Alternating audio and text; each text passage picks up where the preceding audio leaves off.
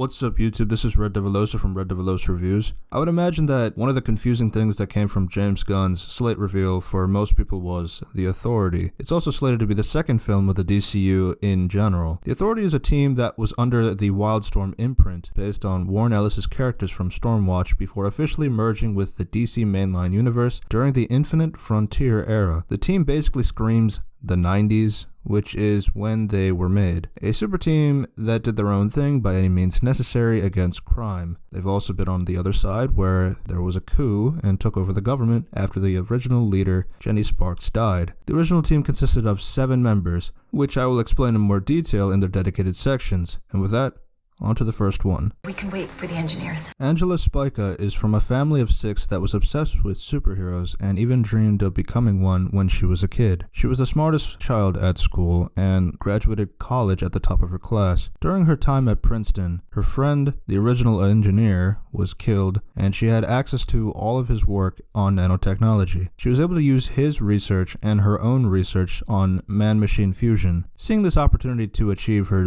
dream, she replaced 9 pints of her blood with the liquid machinery, making her the second and more prominent engineer that gladly accepted Jenny Sparks' invitation to join the Authority. Her powers are based around nanotechnology in her blood and can basically work in what she can think of. It allows her to fly, connect to machines, make duplicates of herself, and such. She also is the tech person that can connect with the Authority's base ship, the Carrier. Angie is fairly confident, well-mannered, and focused. She's also the most sociable of the Authority members. If Jack Hawksmoor needed information out of someone, he would have Angie be the one to talk to that person. She's also in an open relationship with Jack Hawksmoor. Engineer is also one of those members on the team that could actually work well with the other superheroes in DC, but that's a different conversation. For the engineer, I have Camila Mendes, best known for Riverdale, Palm Springs, and Do Revenge. In Palm Springs, she is the sister of Kristen Milioti, who will play Sophia Falcone in The Penguin. Tala is a bride that is level-headed and is involved in many charities. The film also deals with time loops, so there's that. In Do Revenge, she's spiteful after her nudes were leaked and gets revenge on the people that wronged her. She has the charisma and determination to make herself known on the screen. Veronica Lodge being around for 7 seasons gave Camilla a lot to work with. She's a wealthy girl trying to make up for her father's wrongdoings, but sometimes is willing to break the rules. She would also show abilities like quoting Shakespeare, dancing, singing, and being a businesswoman. Camilla as the engineer would be a fun dynamic for her. I'm the doctor. Don't you dare. Dr. Oswald.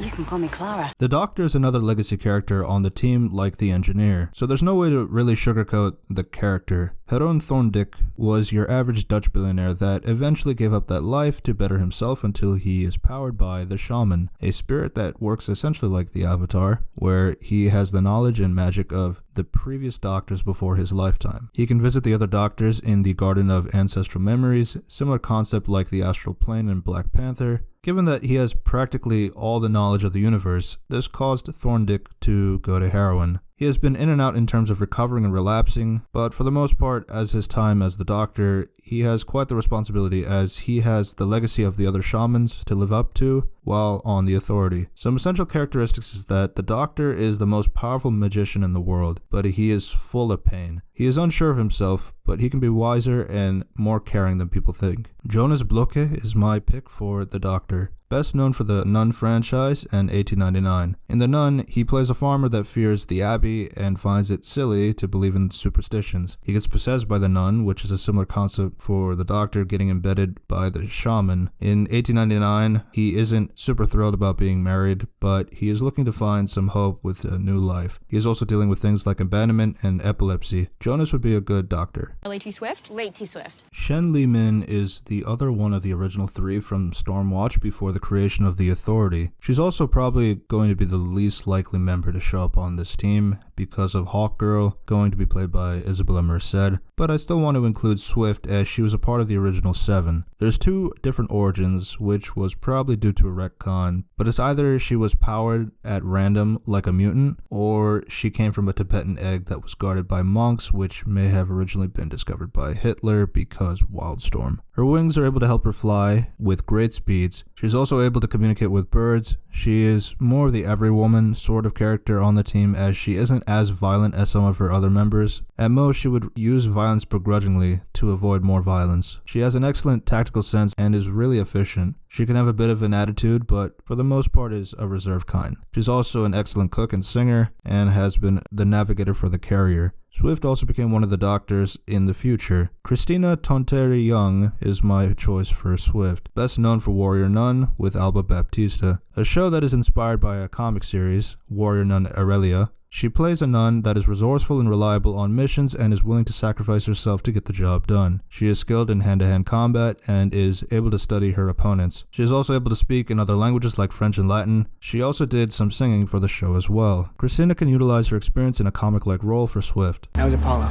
Apollo is the Superman analog on the team who was formerly a US soldier. He was a part of a secret experimental academy team. Extensive alterations were made to make up the Apollo almost as a sun god, with flight, superhuman strength, and invulnerability and heat vision. He needs frequent exposure to full sunlight in order to recharge his power and health. The difference with Midnighter, who we'll get to in a bit, is that Apollo did volunteer for the implant procedure willingly, although it did cause him to lose all memory of who he was before the recruitment of the experiment. Before being on the Authority, Apollo and Midnighter were on another team that was unsuccessful, as Apollo was made the leader, but it got the rest of their team killed, giving Apollo a traumatic shock, and Midnighter had to get both of themselves out to keep them alive. On his time with the Authority, he never wanted to be the leader, even after Jenny Sparks died. This probably comes from his last experience of being the leader. He could be quick-tempered and isn't hesitant on lethal force. He's married to Midnighter, as they shared a lot of time together. They're also the first openly gay couple in marriage in comics, so that's pretty cool. The two of them also adopt Jenny Quantum, who we'll get to later. On his free time, he likes to paint and practice Zen, exercises, and meditation. For Apollo, I have Scott Evans. Kind of like a Peyton and Eli Manning situation where I'd like to get Scott the opportunity to be a superhero like his brother Captain America. Best known for One Life to Live and Grace and Frankie. He was also a Ken in Barbie. In One Life to Live, he plays a cop who is awkward with technological aptitude and has a strict adherence to police regulation. Over the course of his appearance, he would question his sexuality and lie to himself about it. Now as Apollo, he wouldn't give a shit about what others think, so I think that would be a good change for Scott Evans as the character.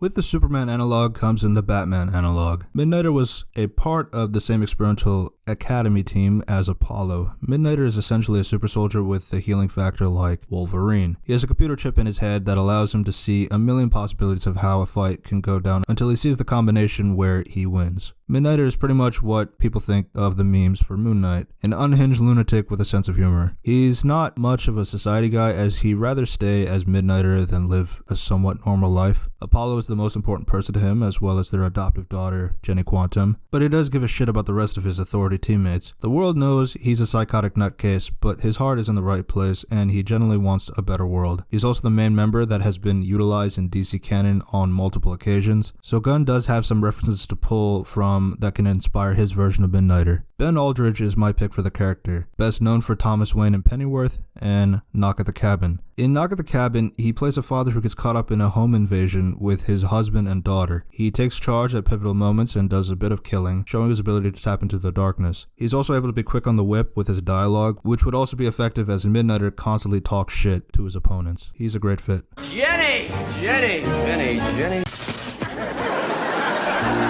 The leader of the Authority, and ironically the one I have the least clue what Gunn would do. Sparks is the British living spirit of the 20th century, which should already highlight where my confusion comes from. But to continue on, she stopped aging at 19 and experiences the 20th century in real time. She's been through a lot of different teams and have a lot of different scenarios before forming the Authority with Jack Hawksmoor and Swift. She's practically a demolished woman that feels old and tired from all the shit she's been through. She pretends to not give a damn about anything other than smoking, alcohol, sex, and swearing. She's seen many battles and many horrors to feel like the world should go to the toilet. But even with all this, she still wants to make the world a better place. She has led the Authority as one of the best things to happen in Wildstorm. She's led them to fighting things like gods, aliens, and super terrorists. She was a hero. even if she didn't want to use a label like that. By the end of the century, she would pass away. Sparks is dependent on the electricity of the 20th century, hence the last name like Sparks. With her comic being written in the 90s, they were able to kill her off in real time by the end of 1999. So this wouldn't be an issue for Sparks to die out and Quantum to be born.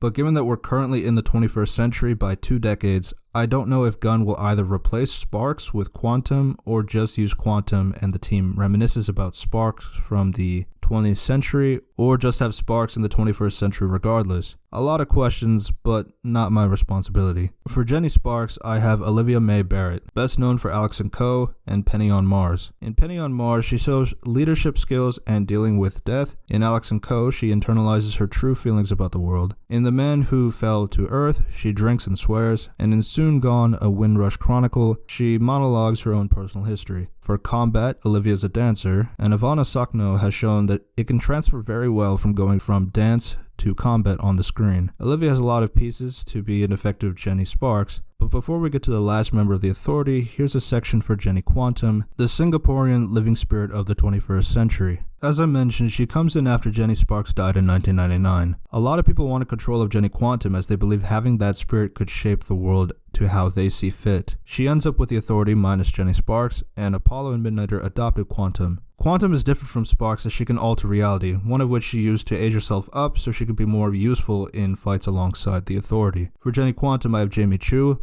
best known for Marco Polo. She plays a girl that is the Emperor's favorite dancer, but her uncle goes too far and breaks her feet. She would deal with the massive amount of pain and travel between different groups of people trying to help her get better. She also has a lot of talent in playing music, in singing, as well as working in theater. Olivia Mae Barrett and Jamie Chu would make up for both Jennys. That's the fact, Jack! That's the fact, Jack! Like a hawk! I'm Julianne Moore. The last member of the Authority is Jack Hawksmoor, a part of the original Stormwatch team that carried into the Authority. He was also the leader of the team after Jenny Sparks died. And the reason I decided to have him after Jenny is because his way of leading the team is vastly different than how it was run by Jenny. But first, Hawksmoor was known as the God of Cities, and that is because he is tremendously powerful in cities. He eats pollutions, talks to buildings, and is virtually indestructible. In cities, he's super strong, fast, agile, and can leap great distances. This can even go towards things like utilizing the city for combat, teleport between cities, know what the city knows, speak any language, turn Tokyo into a giant robot, and on and on. He's got his power when he was a boy, when beings from the future abducted him in order to prepare him to save the world. His organs were removed and implanted with strange technologies that enabled him to interact with cities. He looks like an average guy except for the treads on his feet. I would say that Jack's time as the leader of the Authority is mainly what the team is known for, which is a lot less heroic, and frankly, I don't know if Gunn would do this either. But basically, Jack's perspective changed to focus on overcoming the corrupt governments, as he believed it was a way to attack at the cause of the problem related to crime. If that sounds like a Mark Miller thing, then yes, because that is. His famous, or infamous moment is leading the coup that would overcome the government and take charge, since nobody can really stop the Authority. Which is where I will comment now that this might have been fine with the Wildstorm universe, but crossing over to the DC universe, I don't expect a lot of things to happen. Let's just leave it at that. For Jack Hawksmoor, I have Andrew Lincoln, best known as Rick Grimes in The Walking Dead and Penguin Bloom. Being the protagonist for many, many years on the same show in a franchise that won't stop milking it with the spin-off shows is a lot of dedication. A former cop that used his previous skills and survival tactics to become a hardened survivor who will protect his family and group without question. He's shown a lot of leadership and action abilities and mistrust in others. That is an aspect that is not a problem for him. Penguin Bloom is a very much opposite effect here, where he has to care for his wife dealing with a partial paralysis, played by Naomi Watts. The relationship deteriorates midway through, with her demanding him to not ask her how she is, but after reconciliation and other events that occur in the film, she's ready for her husband to ask her how she's doing. Hopefully Andrew decides to step away from Rick Grimes anytime soon, because I think he really needs that, and hopefully Jack Hawksmoor is the guy. And that concludes the Fancast for The Authority. Let me know what you think about this casting in the comments down below. Anything you liked, anything you changed your mind on, anything that you completely disagreed with. I'd like to know your personal Fancast. Also, thank you to Unity Reviews and Analysis for helping with this video. Link to his channel in the description down below. If you like reviews and opinions on movies, comics, TV shows, and video games, you can subscribe to this channel, Red Devilosa Reviews, for more of that content. Thanks for watching, and I hope to see you soon. Peace.